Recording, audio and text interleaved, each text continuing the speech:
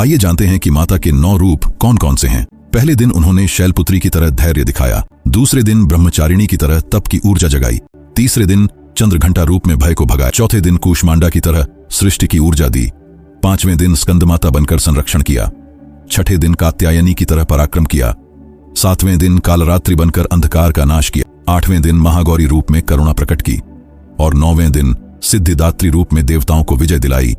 महिषासुर एक बार फिर अपने भयानक भैंसे के रूप में माता की ओर बढ़ा। उन्होंने अपने त्रिशूल से वार किया, उन्हें उसकी छाती भेद दी। महिषासुर तड़पने लगा और कहने लगा, देवी मुझे क्षमा कर दीजिए, मैंने स्त्री को कमजोर समझा, यह मेरी सबसे बड़ी भूल थी। पूजा होगी, यह वह कथा होगी जो स्त्री की शक्ति को दर्शाएगी। इतना कहकर माता ने त्रिशूल से महिषासुर के सिर को धड़ से अलग कर दिया और इस तरह से महिषासुर का अंत हुआ। उस समय तीनों लोकों में से जय दुर्गा जय भवानी का नारा चारों दिशाओं से गूंजने लगा। ब्रह्मांड का संतुलन वापस बना। युद्ध भूमि में अभी भी एक राक्षस छुपा बैठा था जिसका नाम था रक्त बीज। रक्त बीज का वरदान, ब्रह्मा जी ने उसे वरदान दिया था कि यदि उसके शरीर से एक भी बूंद रक्त धरती पर गिर जाए तो उतने ही और रक्त बीज तुरंत पैदा हो जाएंगे। सभी ने देरी न करते हुए वार किए। रक्त बीज घायल हुआ और जैसे ही उसका खून जमीन में गिरा वहां हजारों रक्त बीज पैदा हो गए। देवता यह समझ गए थे कि यह महिषासुर से भी बड़ा खतरा है और मां दुर्गा के पास पहुंचे। जरूरत थी एक ऐसे रूप की जो नियंत्रण और विनाश दोनों में लाजवाब हो।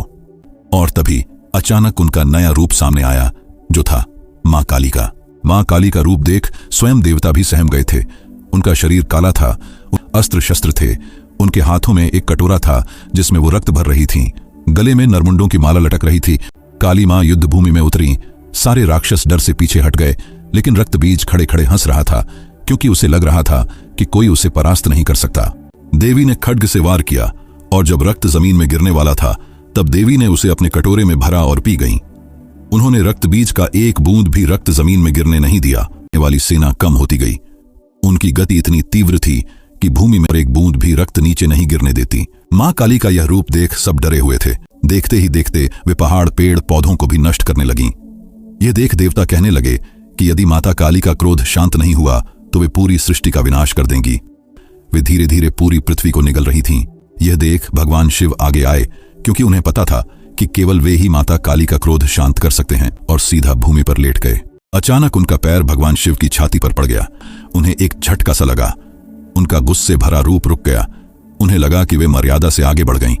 इस बात से मां काली को शर्मिंदगी हुई। यही वो दृश्य है जिसे हम आज मां काली की मूर्ति में देखते हैं। और इस युद्ध से पूरे संसार को स्त्री के क्रोध, बुद्धि और शक्ति का अनुभव हो गया। और यह कथा यहीं समाप्त होती है।